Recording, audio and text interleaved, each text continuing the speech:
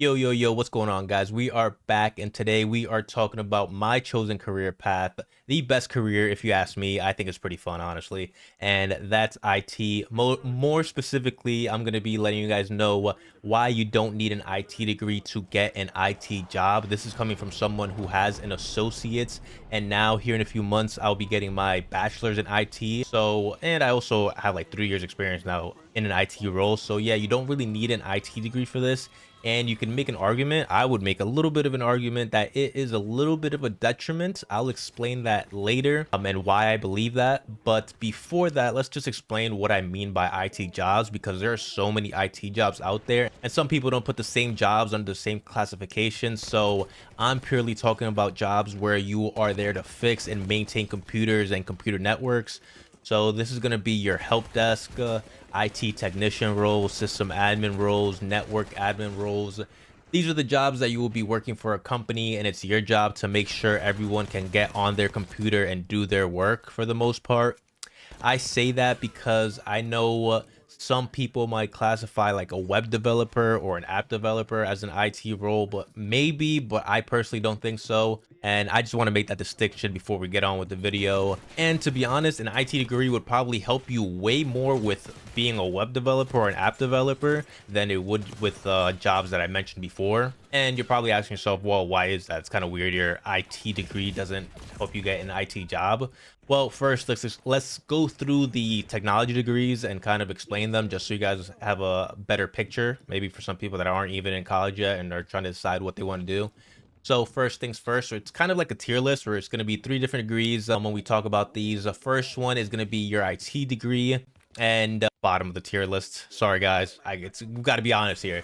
First one, IT degree. And what we're doing here is going to be a lot of coding, some theoretical classes, and a little bit of math. We got up to like Calc 1, which is not too much, but still a little bit more math than you might find at some other degrees, you know. So it's still a STEM degree. So you will be doing that. You'll be doing physics and all that. And like I mentioned before, it's a little bit easier than the other two degrees that I'm going to be mentioning later. But you'll still be learning a lot of the stuff that the other degrees are learning.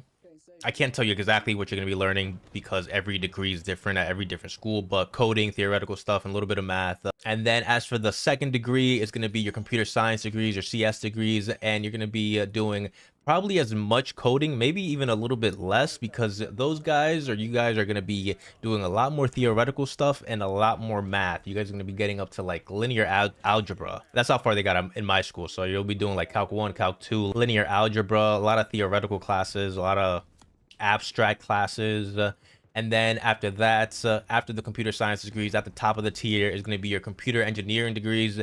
And I'm not gonna lie, I've seen some of my buddies with their assignments in their computer engineering classes, and no way would I do that. It's a lot of math, it's a lot of theoretical stuff. You do still learn all the computer stuff, or some of the computer stuff. You can't take all the classes because, you know, there's only a set amount of classes you can take, but they try to get you in the harder classes for computer engineering, and that's going to be the top of the tier list. If this is a little list that we're making here, but I say all that to say that no matter which degree you choose, you're doing a lot of coding, theory, math. You're learning how computers work, and for example, I took, like, as an IT guy, we took a lot of classes with CS counterparts. Like, we shared a lot of classes. I took computer architecture to learn assembly language and learn how that works, which, tell you guys, that stuff's not fun.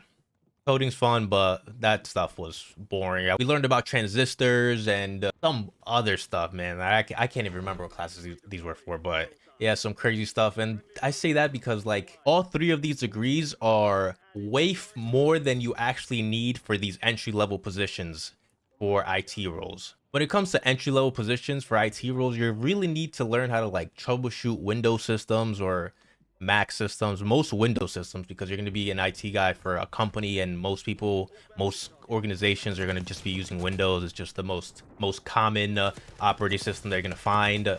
Sometimes you'll be using a Mac, maybe if you got like iPhone that they're handing out or something, but for the most part, Windows system. You should already know how to set IPs, do Active Directory, ticketing systems, definitely learn some networking. And don't get me wrong, I took a computer networks class. Right now, I'm taking a Cisco class, which we do a lot of networking right now. But For the most part, what I'm saying is that in my IT degree, we did a lot of coding. We made a lot of apps, and that stuff is not what translates over to an IT role, and more specifically, the entry level IT roles, because those are the jobs that a company is going to be wanting to give you when you're a fresh grad out of college. They're not going to want to give you a mid-level role, which is honestly what you're more suited to do with everything you've learned.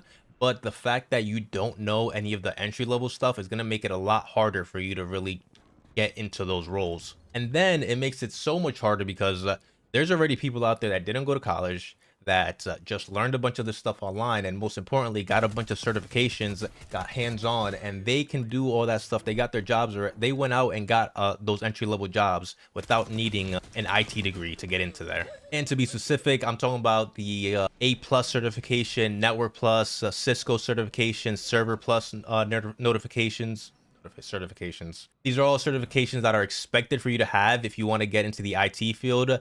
I was actually lucky enough to get an IT job while going for my degree, and I'm telling you guys, I learned so much on the job. This job actually helped me out in school. Once I got to like the computer network classes in Cisco, I learned so much doing stuff on the job that it helped me out in school. I've been doing this job for like 3 years, and I manage 120 PCs, about 10 servers. Honestly, it's kind of crazy how much freedom I have to do all this stuff, but I'm telling you, there's nothing like on the job knowledge. I'm not saying that an IT degree is completely useless, because as I get further in my career and I start doing more system admin roles or network engineering stuff, that's when all my IT degree stuff, all my college stuff is really gonna come into it. But trying to get an entry level role without knowing like even what a ticketing system is, or how to set an IP, anything about routers, switches, going to be pretty difficult. So what if you're getting your IT degree already? What now? Like what's going on? Should I just give up and just go get certs? No, do not do that, because you're going to be so much far ahead of somebody that has only the certifications, because you know so much low level stuff. You know how computers work. All you got to do now is go out and get the certifications that I mentioned earlier. Go get your A plus, go get your Network plus, go get your Cisco, which is going to be the hardest. If you can get the Cisco, honestly, you don't even need the other ones. But go out there, get the certifications. Most importantly, while you're in school, make sure to get an internship. Like I said, I got my IT job, and it's been great. And to be honest, this really shouldn't be a problem, because like you're in the technology field, so you're always going to be learning, getting a few other certifications. Well, for the most part, you're going to be getting certifications for the rest of your life in this role, in this field, right? You're always going to be learning. There's always new technology coming out. So just go out while you have free time, maybe in between your semesters. Go out, do some studying, go on to Udemy, learn some courses, buy some courses. They're only like $40. I got a bunch of courses on Udemy right now. But yeah, always stay learning. And this kind of gets me into what I mentioned earlier. Getting your IT degree is kind of a detriment, because I see so many kids, or like there's a few, I'm not gonna lie, there's a lot of kids in my school that think that just getting your degree is enough. You're gonna get your degree and then somebody's definitely gonna hire you, which is not the case. These people want you to have, it's honestly, if you go and look up IT roles right now, most of them are gonna ask you to have an A plus certification for entry level roles. They're gonna ask you to have a Network plus. They're gonna ask you to have a Cisco if you want to be like a system admin, or a Server plus. They're gonna ask you to have these certifications, and if you have a degree, they might look at you, but the information that you learn from doing these certifications, it's really important. It's almost like getting hands-on experience. It's a lot more technical. The stuff that you learn from these certifications, it's not theoretical like you do in college. There's no coding. There's none of that. They teach you how to fix computers, how to manage them.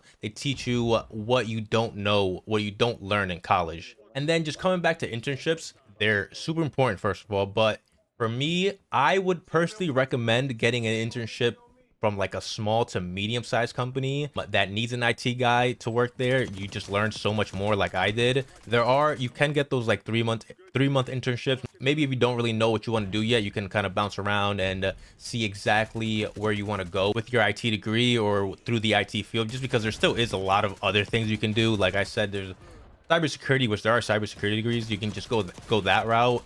But you'll probably still need to learn a lot of IT stuff. It'd be pretty crazy to get like a 100K paying cybersecurity job without knowing the basic IT stuff, the basic help desk stuff, the Active Directory. Like, how do you know how to secure your organization's network without actually knowing how the network works, right? And then getting an internship's so nice, because like you can build up your experience and then not have to be the guy that they have to rely on the entire time. Like I can go to work and then say, oh, I don't know how to do this, but I can figure it out. If you are going in for your entry level position for the very first time, they're still gonna expect you to know what X, Y, and Z. They like, you have to know that stuff. So it's pretty important that you guys get internships. But to be honest, internships are still pretty competitive themselves. So make sure that you really spice up that resume. Make sure that whatever experience you have prior to going to your internship, you put out there. For example, I actually got hired at my internship because I told them that I switched my NAT types for my Xbox when it would be on a strict NAT type, and I only did that because I only learned to do that because it wouldn't let me talk to people on voice chat. It was just pissing me off. I was like, okay, how do you do this? I put that in on my resume, and they were like, yo, you're the only one to write down about NAT types, and I didn't even know what a NAT was. I didn't know that NAT stood for network address translation. I'm literally just learning that stuff now in the Cisco class, but it doesn't matter if you don't know what these little acronyms mean. But if you know how they work and how some of this stuff works, you're way farther ahead of other people, and you can get internships, you can get jobs, and you can really put yourself in better positions. There are also, instead of having to do some of this stuff at home and having to like buy stuff, like I mean, I buy a lot of technology stuff. I'm setting up a server right now, and I have like 2 computers, and I've done a lot of different things with computers already. So like I do go out of my way to learn stuff, and I do have a little bit of extra cash to buy this hardware to do stuff. But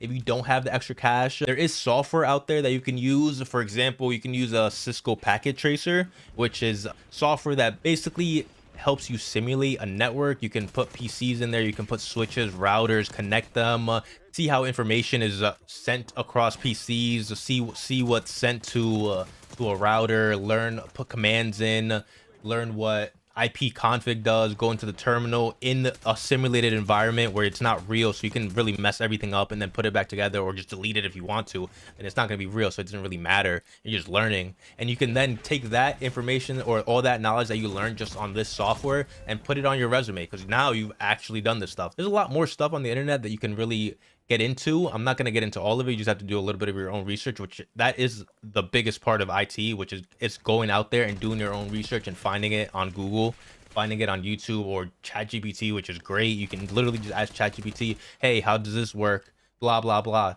Of course, don't just use ChatGPT to give you answers. Ask it how it works. Tell it to give you like the links to articles, and then go through the articles yourself.